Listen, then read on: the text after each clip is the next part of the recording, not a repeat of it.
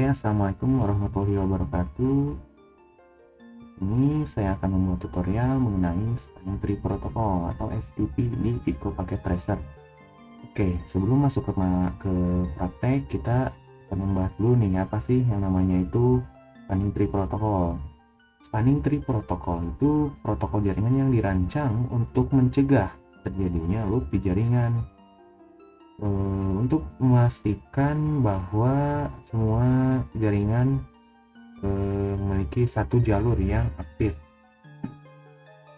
Ini sangat penting karena untuk mencegah loop dapat terjadi dan menyebabkan broadcast fault dan menurunkan kinerja jaringan. Oke, langsung saja kita masuk ke bagian prakteknya. Di sini saya akan membuat sebuah topologi dengan menambahkan 2 switch dan 1 multi-layer switch. Oke.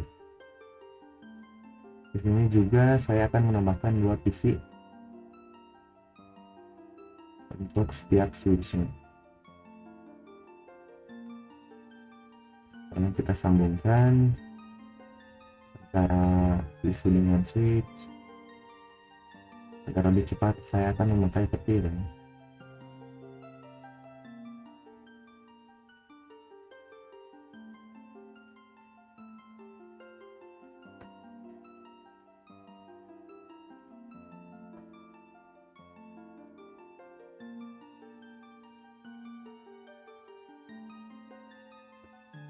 Di sini kenapa saya memakai 2 kabel untuk menghubungkan setiap switch, karena topologi ini saya akan pakai untuk video saya yang selanjutnya atau part yang kedua untuk materi Ether channel. Oke, tunggu hingga si lampunya ini sampai berwarna hijau.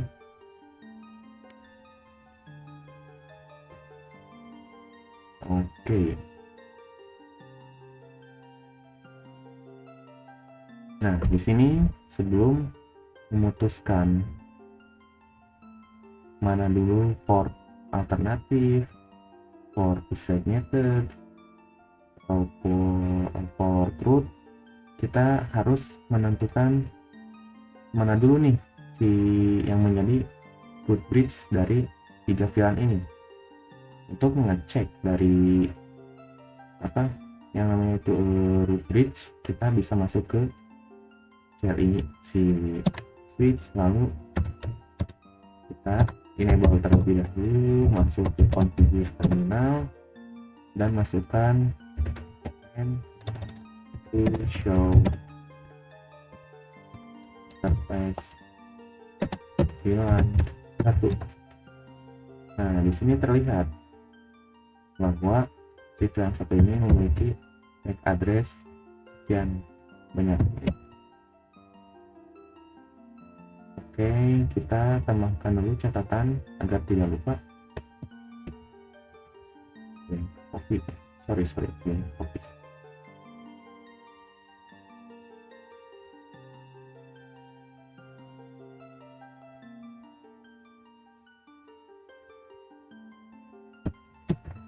Ini untuk MAC address ini.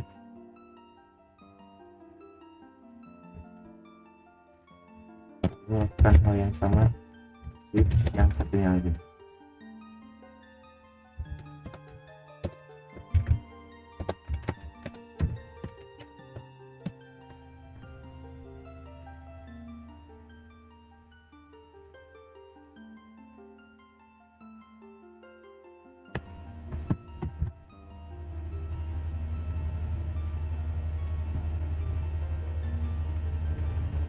Lakukan juga ke switch yang satunya lagi.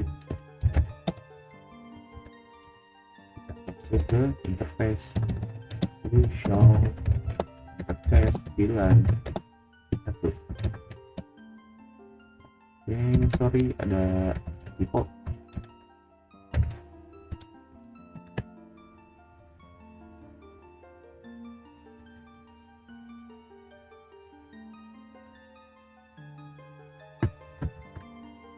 Oke. Nah, di sini kita sudah mendapatkan tiga-tiganya MAC address dari masing-masing switch. Untuk menentukan mana yang menjadi root bridge, kita harus melihat MAC address yang paling terkecil. Mana MAC address yang paling terkecil? Kita harus melihatnya dari MAC address yang paling kiri nih, blok yang ke-1. Di sini untuk menentukan mana yang paling kecil, di sini tuh memakai bilangan heksadesimal. Jadi misal 1 hingga 10 itu 9 itu 1 sampai 9. Nah, udah masuk ke 10 diganti menjadi A angkanya itu, jadi dikonversi. Jadi melihat dari sini itu yang menjadi MAC address yang paling kecil ialah MAC address si switch yang ini, karena dilihat dari sini A itu berarti 10. Namun di sini tuh D berarti mungkin A10, B11, C13 berarti D14, dan ini 50. Berarti ini bisa disimpulkan bahwa ini itu menjadi root bridge dari 3 switch yang ada di sini. Kenapa? Karena di sini itu sudah terlihat jelas bahwa ini tuh MAC address yang terkecil dari 3 switch ini itu ya ini. Bisa dilihat juga dari portnya juga. Di sini itu ini terang kelihatan. Kita bisa ke option preference, lalu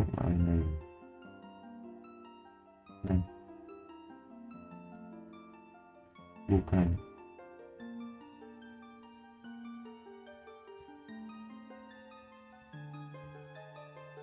Nah, bisa dilihat kalau ini tuh hijau semua. Kalau hijau semua berarti itu menandakan si switch ini tuh root bridge. Atau juga kita bisa melihat, saya punya satu trik untuk melihat lebih mudah mana sih switch yang menjadi root bridge itu. Kita bisa lihat lewat command di show running switch.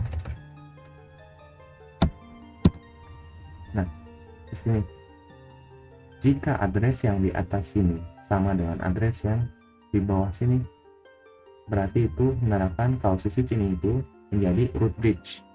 Oke, gampang kan? Nah, kalau dia itu bukan root bridge,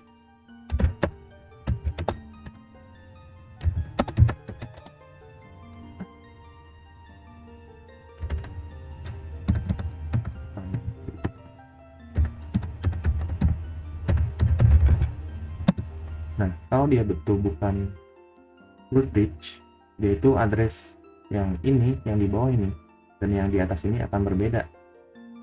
Nah, itu menandakan yaitu bukan root bridge. Itu tuh salah satu trik untuk cara cepat melihat root bridge. Nah, jika sudah menentukan root bridge, kita bisa menentukan mana sih yang menjadi root port, alternative port, ataupun designated port. Sini kita bisa melihat jika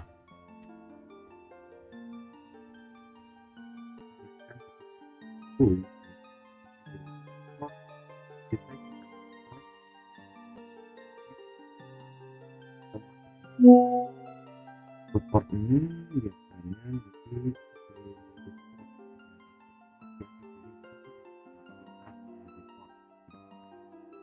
port yang terendah.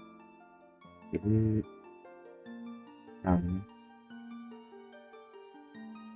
itu port yang langsung menuju ke root bridge.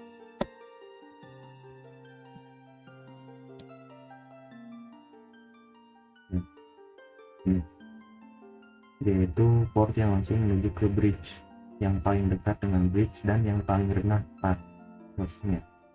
Kemudian saya akan menjelaskan designated port. Designated port ini pada setiap segmen atau link antara switch hanya satu port yang menjadi designated port.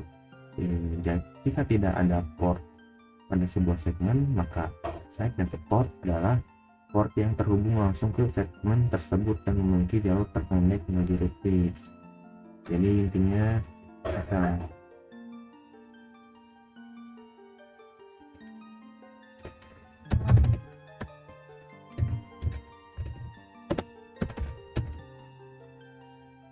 jadi di segmen port itu intinya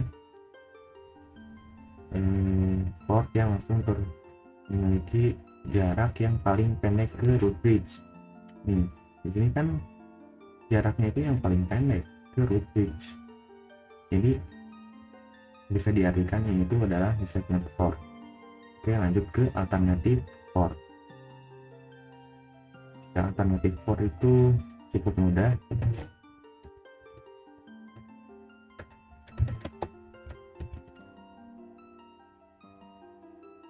Alternatif port bisa diklasifikasikan atau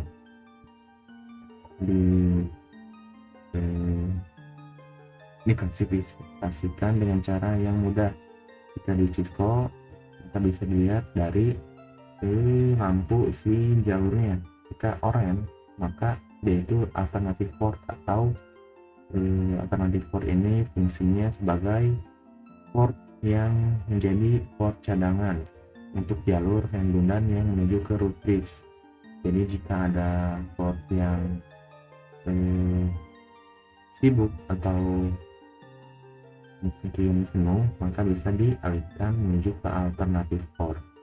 Oke, mungkin sekian saja dari saya mengenai pembahasan alternatif port atau root port atau materi STP ini atau spanning tree protocol. Oke, wassalamualaikum warahmatullahi wabarakatuh.